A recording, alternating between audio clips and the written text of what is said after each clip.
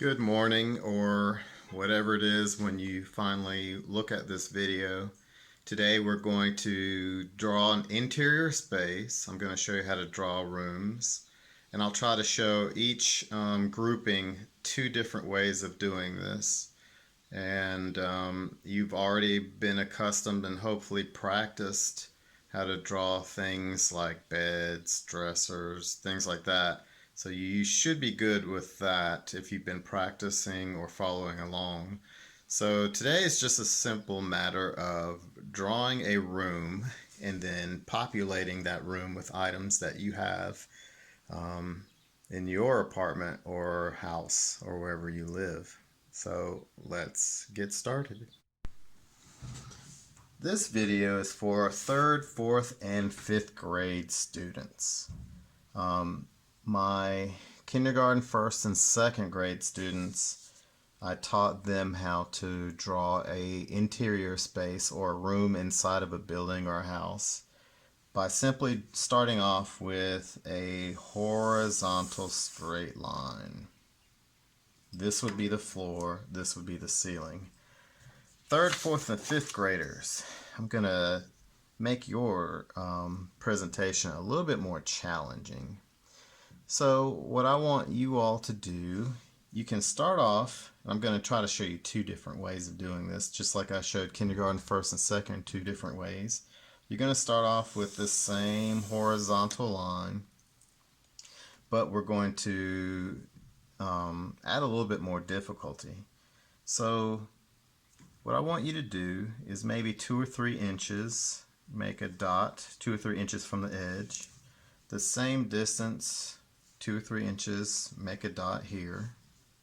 And you're going to erase everything on the right and everything to the left. Now this is a line segment. From this dot, I want you to draw a line up. Make it as straight as you can. And then from this dot, I want you to go to the sides. You don't have to necessarily go to the corners, but just go somewhere to the side. Now, what you all have is a floor, wall, wall, wall. So now you're making your space look more three-dimensional. So you might have, let's say you have a door right here, and you have the door handle,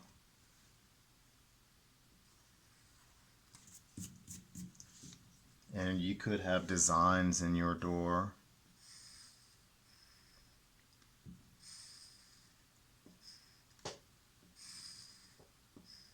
The reason why these lines are diagonal is because this line is diagonal.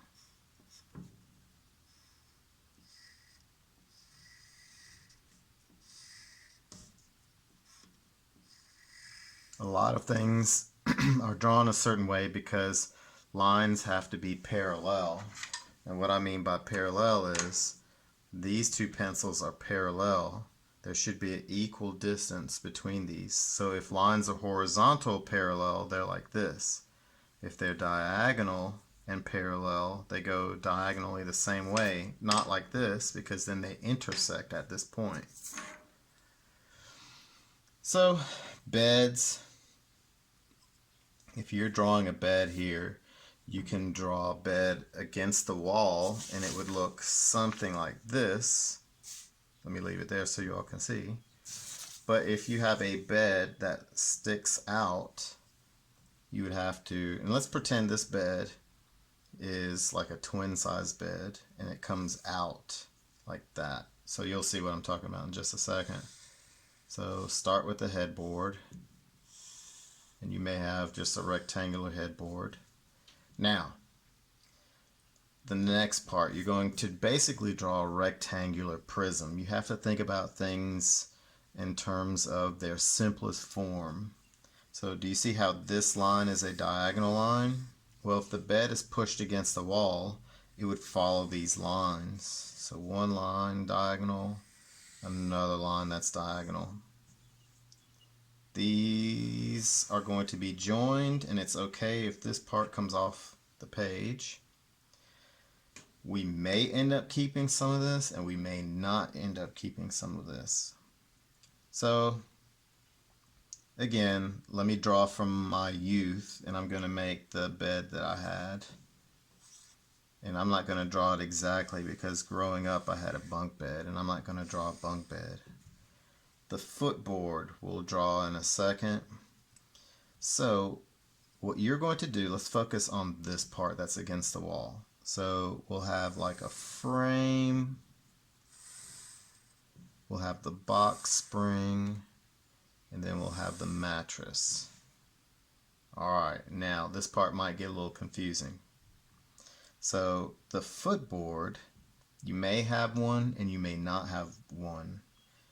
Let's draw the bed where it doesn't have a footboard, because I think that would be a little bit easier for our case. So do you see the distance between the floor and the frame, right? So let's pretend this is a floor. I'm going to go up the same distance, and again I like to use my pencil and my finger to measure. So like this high. I'm going to draw a horizontal straight line, and that's going to be this. So the frame, we're going to connect this to this. The frame will be that. And at this time, you can draw a vertical line. And because there's a space under the bed, we're going to erase this.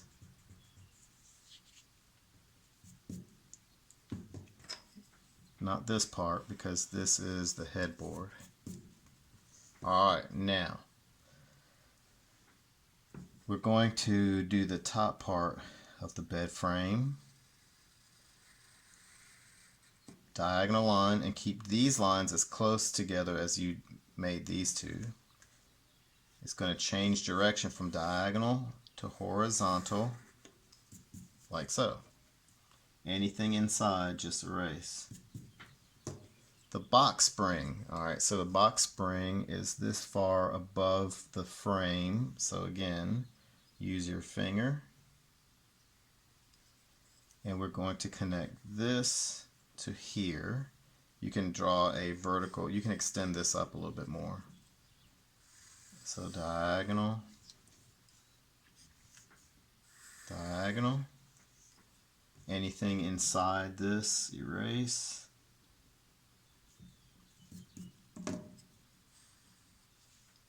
Alright, we also on this side have to extend it. Diagonal line, and remember these two lines have to be parallel. I'm not going to worry about this side. You're probably wondering, Mr. Lewis, you messed up. No, remember we don't have x-ray vision, so we can't see through the other side, and we're going to end up erasing a lot of this part in the middle. So this will be your box spring. Your mattress is this far from the box spring. And try not using a pencil that's so oddly shaped, because it does feel weird in my hand and it makes me have less control over the lines I draw. I feel like my lines are especially crooked today. Erase anything inside here and anything inside here.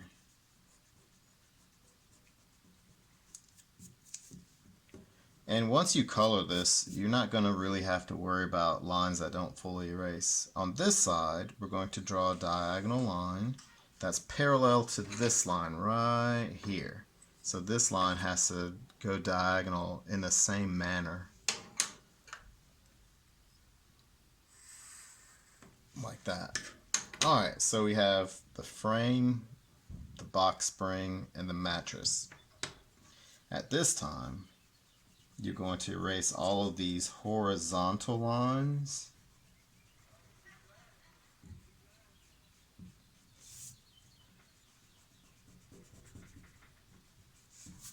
And you're going to erase all of these lines. So anything inside your mattress. The same way I started with the bed is the same way I approach drawing cars and anything really man-made. Now again, if you have, just like I showed you in the weeks prior, if you have a comforter that hangs down, it could come all the way almost to the floor. So in that case, you would erase everything inside here. And maybe not this line because that's where it drapes over the edge of the bed. You just erase everything inside this. So it almost looks like, if you look at this from a term or a standpoint of shapes, this shape would be a rhombus. Let me get my other pencils. This would be a rhombus. This shape would be a rhombus, like that. And then the only rectangle would be the headboard and the baseboard, or the bottom of the footboard, the bottom of the bed.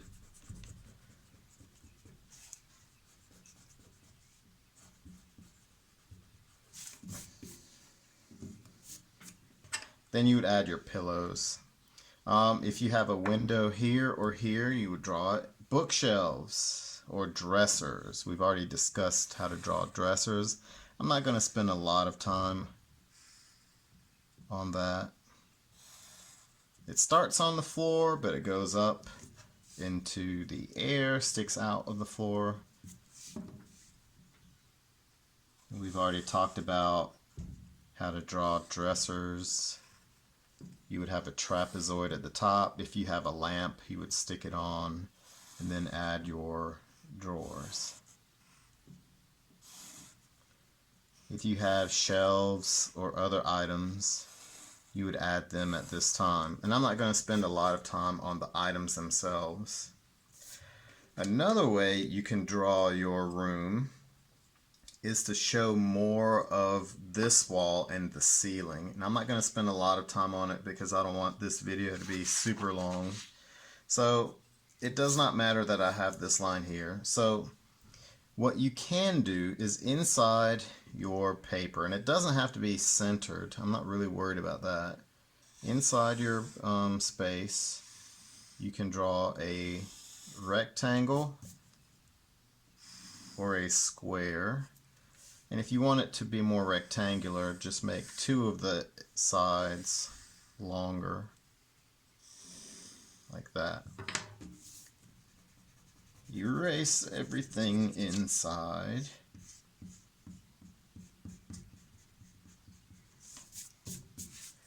Alright.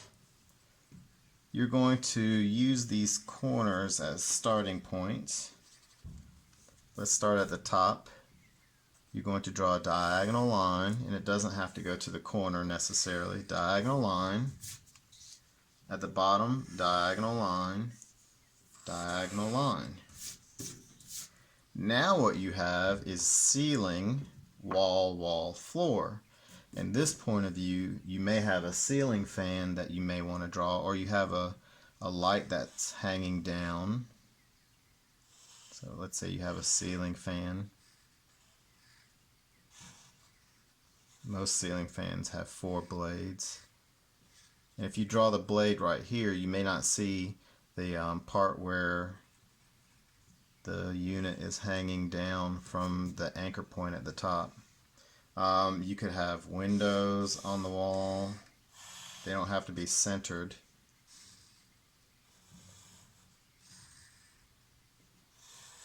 You can add curtains to cover up some of the windows. You might have blinds.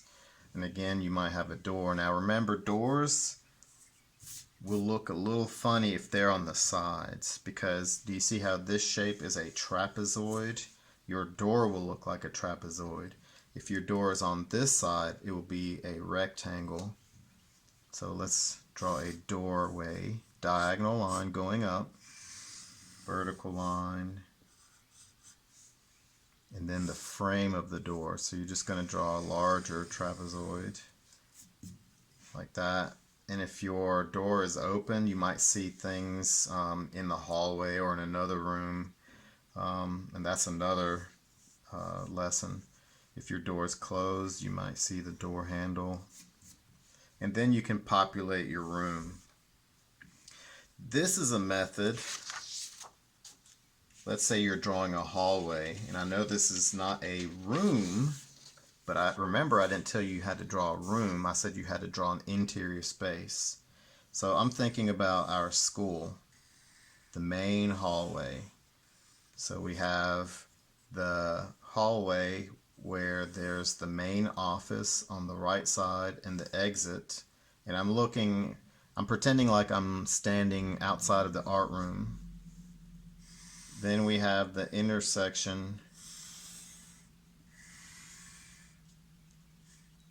for the second and third grade hall, fourth and fifth grade hall. So your vanishing point will be here. So all of the lines will look like they converge to that one space.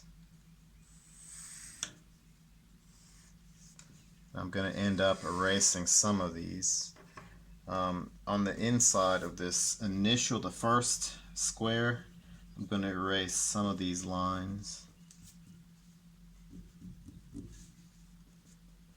Alright, so this is how you would draw a doorway, or not a doorway, a hallway. This line would be where the wall meets the ceiling. This would be the ceiling. These lines are where the floor meets the wall. And just like I showed you how to draw doors, so let's say this is Dr. Riley's office, and I think our doorways have narrow windows in them with door handles.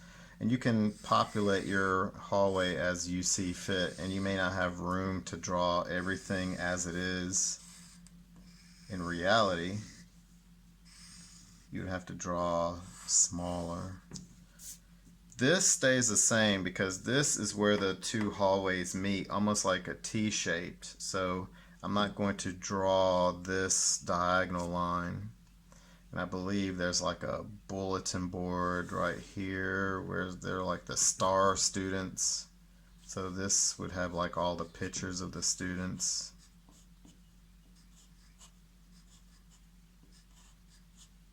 And again, I'm drawing from memory, but memory may not always hold accurate information. And this would be the floor, so we have the blue line here. It wouldn't be here because this is the doorway. Also, there is a doorway, speaking of doorway. The post in the middle, this is the top. And I'm going to pretend that these doors are open and they swing out.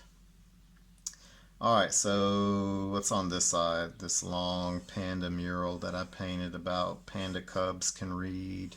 I think there's like a cork board and then like the media center. And the media center would have like a double door. And again, this is not exact because the media center door is not as close to the intersection. And I know my lines are not perfectly straight. They're leaning a little bit. That's okay. So this is our intersection, our intersecting point. Now here, the hallway goes this way. So these lines would be horizontal.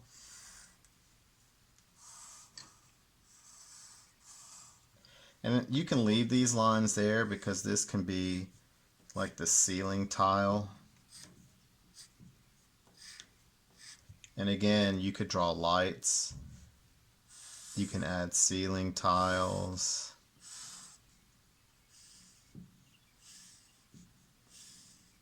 Like that. The corners of, I guess, coming closer would be like where the Related Arts team is. And you would erase everything inside that. And you would see like the cork board. I have art on the hall or the wall. And the cork board is somewhere right here, I think. I think there are two of them. And actually, they should point to the vanishing point, so I need to make these diagonal. The vanishing point, remember, was this little point right here. So everything should look like it's pointing towards the vanishing point. And it's going to make things look weird because we think of things as running evenly to the floor, which they are because the floor is a diagonal. So on this side, you might have this vertical line, let's say right here.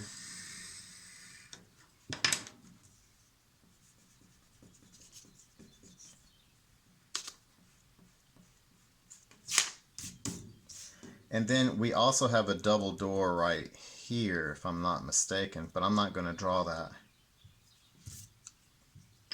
And also, this line would not be here. And this line would not be here. Now, if we were drawing the doorway, it would be there.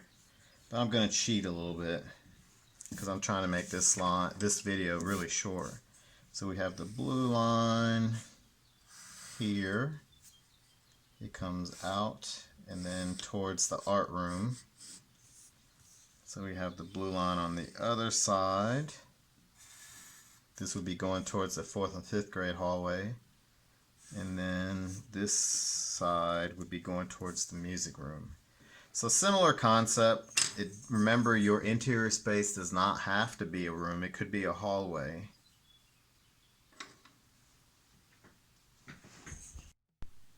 So next week we're going to start something else, more plant-based, drawing things that we might see in nature. We're going to kind of move away from man-made things.